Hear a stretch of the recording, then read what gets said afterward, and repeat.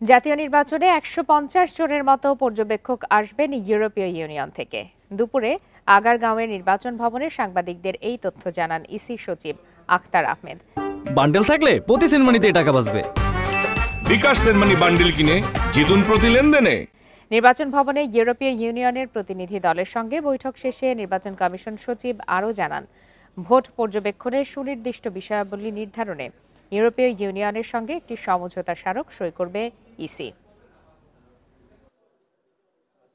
Vote কেন্দ্রে ঢুকতে পারবেন কিনা, ভোট প্রদান যে গোপন কক্ষ সেটা সম্পর্কে জানতে চেয়েছেন, সেটা কিভাবে অর্গানাইজ করা হয় সেটা জানতে চেয়েছেন।